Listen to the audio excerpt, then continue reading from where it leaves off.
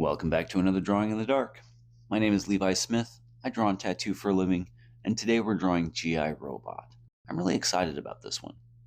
As always, I'll start with blocking out some general shapes for the torso and head, using light lines for these early stages. I like to start with the torso because everything comes from the torso, and poses seem more natural, at least to me. Even with this method of building from the torso, there's no automatic guarantee that you'll end up with a dynamic pose. I think I could have been a bit more exaggerated here, but it's in pen and I'm going to go with it. Even with a more simple head design for this character, I still work out most of the building techniques for a face. This helps to keep the overall structure looking correct. Once I have the general body composition figured out, I'll start by adding elements to this framework, working from the most general aspects of the piece first, then stage by stage getting more specific, saving all of the smallest, finer details for last. Most of these loose, sketchy lines are just the layout notes for the piece as I build it up, and this one in particular feels like it's starting off pretty loose. I do use some reference here for GI Robot as I usually do, but in this case, I'm not super familiar with the character, so I'm definitely relying on it more than I normally do. I start to work out his uniform, just using loose shapes to indicate placement and size. His left arm ended up a bit wonky here in the composition. It's not terrible, but seems to require an explanation for what he's actually doing with his arm. I do try to follow the existing designs for this guy, instead of going off on my own robotic elements. Still, just using basic shapes though to define GI Robot's World War II uniform design. I'll suggest a backpack of some kind and then work on defining this left arm, hoping to discover what the reason is that it's pointed down like this. I know it's going to be a robotic weapon of some kind though, but at this point, unsure of what exactly. Maybe it's a flamethrower. Yeah, that's exactly what it is. Elon should be terrified. I'll work out more details in his jacket, the belts, pockets, lapels, and folds of it all, as I take in what might be happening here. So with this pose, it seems to me that GI Robot here is setting the area he is standing on fire, either because he's standing on someone needing a fire bath or he's creating a flame wall to hold back unseen forces. Either way, this very accurate and realistic arm gun will be ready to finish the job. See, murder bots aren't always terrifying, sometimes they can be overwhelmingly terrifying. I did want to keep the gun detail on a comic book level of exaggerated, if not to an absurd degree though. And with the variety of representations of gun concepts in his reference, I figured I could do what I wanted here, even if I couldn't decide if the top part was a scope or a launcher. What's a scope going to do for this guy? Of course, the rolled up sleeves gotta show off those guns, right? Working out these belt pouches was fun. It made me feel like Rob Liefeld. Notice I am starting to work in some tighter detail here and there as I get darker with the line work, but I'm still working pretty light and trying not to get too ahead of myself. It's important to keep the overall piece in mind, even as I start to get into more specific detail. I'll refine the head shapes, getting a bit more specific in the profile edge of his face. Building up the details in the head, I wanted to define the helmet more, and these straps add a subtle but important dynamic element to the overall piece: wind. A great in-the-moment idea came upon me with the chin straps, and adding flying embers to the scene, along with some simple flame in the background, actually makes this a scene, giving it a sense of atmosphere now. I'm adding the number 2 to his helmet. It seems like it's the most commonly presented version of GI Robot, and there's a few, with some string tied around the helmet for an extra layer of detail. And then a general pass throughout the piece, fussing over a few nooks and crannies and building up key lines here and there. I end up doing this a lot.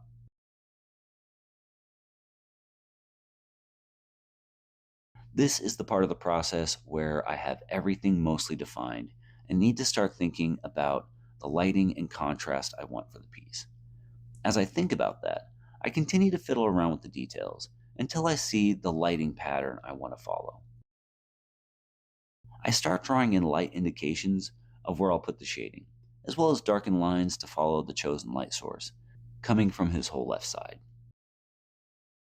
Then we'll get into some light shading, starting in the head, mostly to establish the basic light-dark relationships and give me something to build on. And constantly working up details as I continue to make key shadow lines bolder. This right arm will be in the deepest shadows, so I wanted to find the zones that progress darker from the lapel to the shoulder and elbow. Having drawn everything with a light line allows me to refine each element in the context of the lighting, where in the early stages, that wasn't really a concern. As I slowly build up these details with the light source in mind, notice how a sense of depth and volume already begins to emerge in the piece overall. Adding in key bits of shading, I continue to develop the light-dark relationships that will play a major role in making this figure work and the pose more dynamic. One thing I try to keep in mind, especially working in pen here, is to keep my hand out of the most saturated areas of ink, so not to smudge anything. I haven't gotten to that stage yet in the shading, but it's always good to keep in mind where your hand is resting through the process. Here, I get into the first layers of shading for the gun arm, focusing on establishing each element in the gun as its own.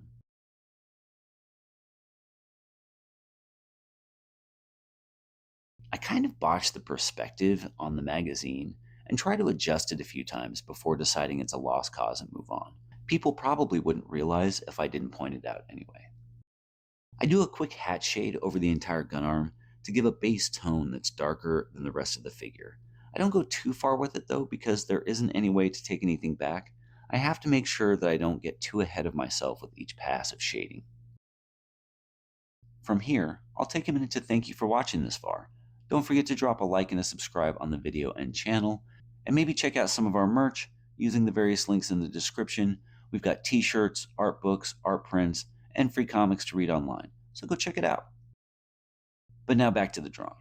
I'm going back into things here, fiddling with details and adding smaller bits of shading, especially in the areas of the jacket I want to transition darker, and hitting up some of the darker creases in the pants, before building up some contrast shading behind the right arm here. As I continue with the shading, I figure I'll drop some facts about this heroic character. G.I. Robot first appeared in DC Comics in 1962. He was created by Robert Conagher, Ross Andru, and Mike Esposito as a robot attachment to the famous Easy Company in World War II, the same detachment of soldiers from the show Band of Brothers. His specific mission is to hunt and kill Nazis. The name G.I. Robot has been held by 6 different robot soldiers over time, apparently. Joe, Mac, Jake 1, Jake 2, Jake 6, and Lord Job. And I have no idea the context or circumstances of those changes to the character concept at all, or even why they skipped Jake 3 through 5, or even which one I'm drawing. My assumption is Mac, because of the 2 on his helmet. But what if it's Jake 2? He has recently appeared in Creature Commandos as part of the James Gunn era of the DC Universe movies and animation, which, from what I've seen, is going pretty well so far. Notice a bit of a jump cut here. I lost some footage as my phone shut off and I didn't realize for about 15 minutes, losing most of the dark shading for the gun arm, but we'll move on. As far as Nazi hunting robot war heroes, I'm an instant fan though, and looking forward to finding some of the classic comics to read. But as for now, I'm not too familiar with G.I. Robot or his particular exploits. It's just his character concept that's an easy win for me. Over the past 10 years or so, I've gotten more into war movies, documentaries, and podcasts, leading me back to a childhood favorite of Lost Civilizations. Just more Bronze Age collapse than Secrets of Atlantis these days. And the shifts and evolution points in our global civilization and its various nations, how some die out or evolve into other forms as they give way to new empires and world orders. I'm just really into that stuff. And not to get too apocalyptic here, but I think a new world order is upon us, or at least the beginning of a shift to a new power structure to global civilization. But so anyway, comic book superheroes that fight Nazis, am I right? I've been shading in the areas here most in shadow, building up values and contrast, and especially using the darker areas to adjust, correct, and sometimes hide the less refined underdrawing. I'll use a lot of cross-hatching in areas already shaded in to create a range of values and texture in the piece that I've always loved. The natural grit that really only emerges in raw process drawings like this.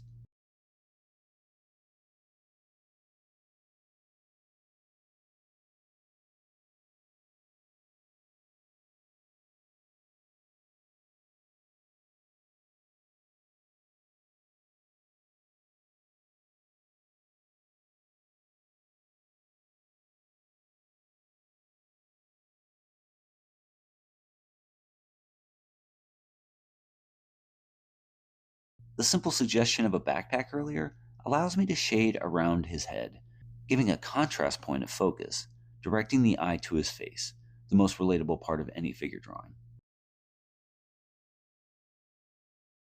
Using heavy black shapes bring a strong contrast to elements and a sense of depth, but they also make the image simpler overall to view, reducing the amount of information that has to be processed to get it.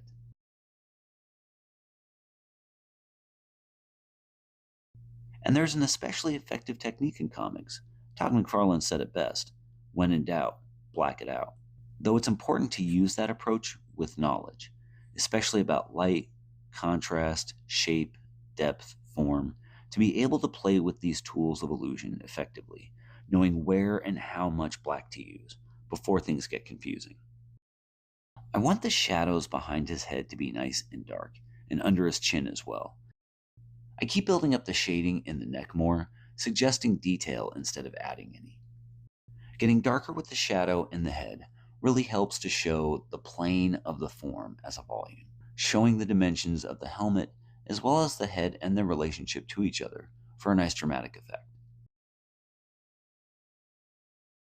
I also want this hatching to suggest a worn texture to the surfaces of the robot, with no ultra smooth or shiny surfaces except maybe his eyes at the end. Already, one can see the development of the piece so far, with the figure having weight and some dramatic depth. Even in a pose this static, he maintains a presence in the scene. At this point, I'm getting into some details, shading every element in the figure to follow the logic of the light source. This also allows me to suggest highlights in areas by simply leaving them clear or blank. And adding additional layers of cross-hatching in the pants here. I'm not too worried about how accurate my wrinkles are. I just follow a general rule that bunch points for fabric converge in the creases of the figure. Elbows, armpits, crotch, and knees are the primary crease points in the figure. And then consider the fabric. Lighter fabric creases less, heavy fabric more. This can also be used to show how soft or stiff fabric is as well. And then I continue to add shading layers here and there, using that shading to further define the various elements of the figure.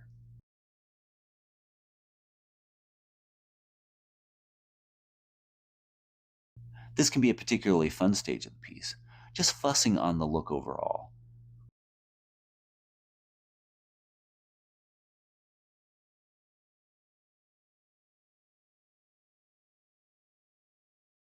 And another quick break. These videos can be a lot of work to produce, so if you're still watching along, don't forget to give it a like and subscribe to the channel to see more stuff like this. It really means a lot. Coming back to the drawing, I figured I would get into more characters like G.I. Robot for the series, revolutionary freedom fighters that stand against fascism and highlight some obscure characters in the process of showcasing these kinds of heroes. In general, characters like G.I. Robot are a perfect example of the ideological foundations of superhero fiction. These power fantasies have always been about opposing oppression, conquest, and segregation of people, from Superman and Captain America to Spider Man, X Men, and G.I. Robot. And while I don't know much specifically about G.I. Robot, the context in which his character emerges from, the world of Band of Brothers, Saving Private Ryan, and the contest of powers in World War II, that led to America's modern concepts of superpower and the world order we've lived in for nearly a century. I'm inspired by the higher minded potentials that such a soldier fought for, and G.I. Robot seems to make for an apt analogy in superhero fiction. I think he's pretty cool. And the drawing has progressed nicely.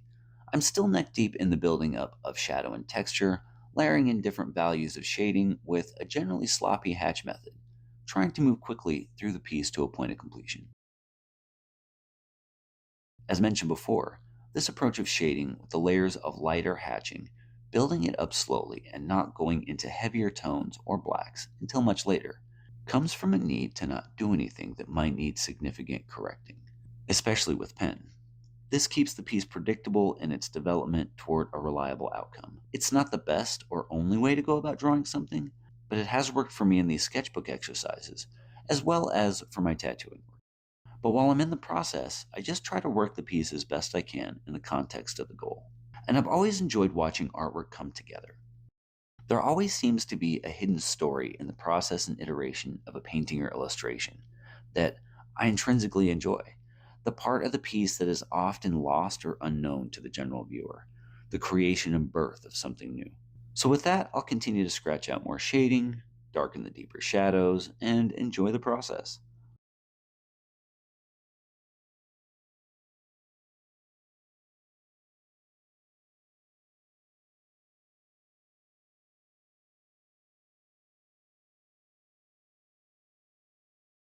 Why a robot wanted to show so much chest, though, is beyond me.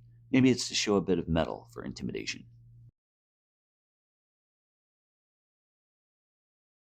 This piece took about 2 hours overall in real time, the target amount of time I'm actually aiming for in these drawings, especially as it's the shortest part of the video making process. With about 5 hours of editing, along with about 5 to 6 hours of scripting and audio work, these things can take up quite a bit of time in my week. But the production and learning process behind it all has been more than fun. And I end up with these sketchbooks full of cool drawings, in addition to adding my work to the milieu of the world stage. And damn, do I have to come up with a lot to say in these things. For a picture being worth 1,000 words, it seems that I need to drop another couple thousand on top of them after that. But the piece has come a long way. The lighting is dramatic, and his pose seems purposeful. The shading I feel gives GI Robot and the piece overall a good sense of texture. The details work well and aren't overdone, and I'm really happy with how it's come together. I'll define the flamethrower arm a bit more as I really start moving into the final stages of this one, hunting down any bits that I don't want to miss before working on the background and environment. It's always a challenge to put any kind of expression to a face like this. Resting robot face is a thing, so much that it has to be done with body language.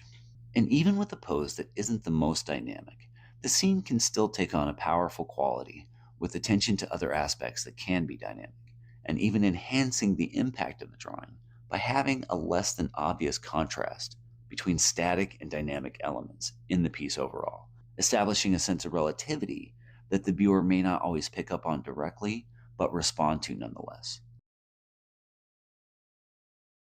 There are so many small elements in this one that all need to be brought to a complete level at this point. It's like an Easter egg hunt in a puzzle I've made for myself, which tend to be my favorite kind.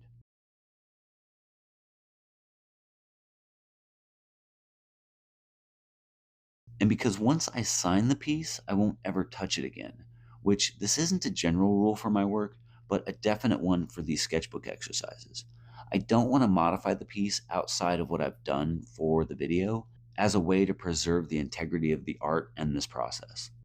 So if I miss anything or see an element or adjustment I would like to make later, I have to live with it, provoking me to be more diligent in the moment and accept that when I call it done, it's done. And yet still, I will want to go back to that wonderful dance I remember in a piece and dwell in those moments of the process that happened with ease and clarity. But it can't be done, not without the possibility of altering the original experience and outcome, which, for better or for worse, destroys that original experience, leaving the only path to be forward and on to the next dance, with the hope that it will be as good as the last.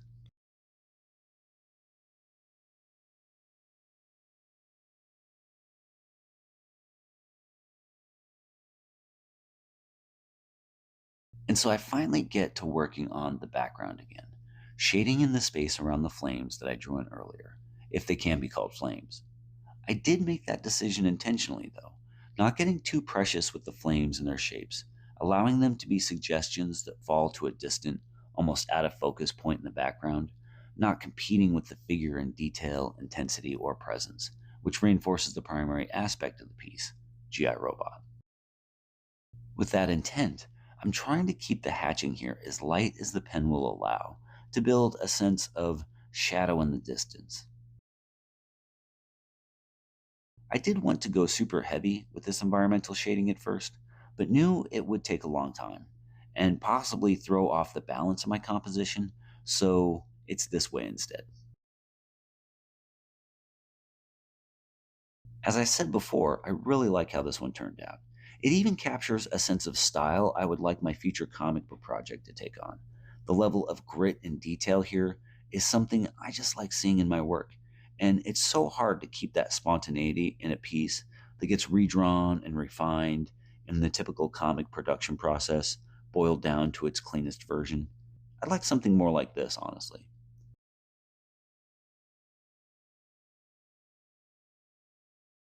And as I work through the final process of reinforcing and boldening the outer contour lines and edges of this one, I want to thank you for watching all the way through.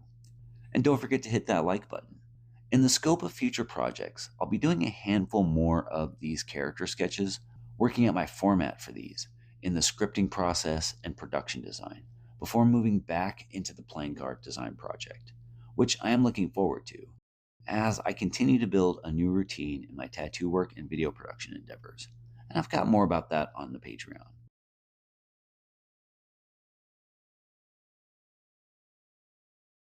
There's still a lot for me to work out in making this process easier, faster, and more polished before I try to make it bigger or more complicated in any way beyond just drawing a picture. As it is, though, each one of these videos helps me to define and refine my goals and process for making these videos.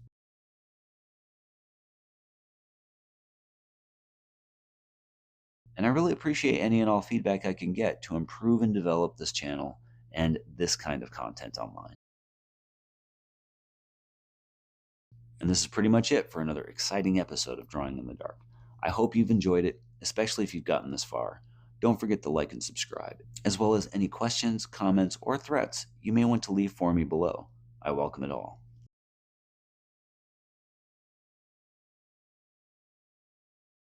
And the final touch for any of these pieces is always the eyes, the windows of the soul, even when they're for a robot.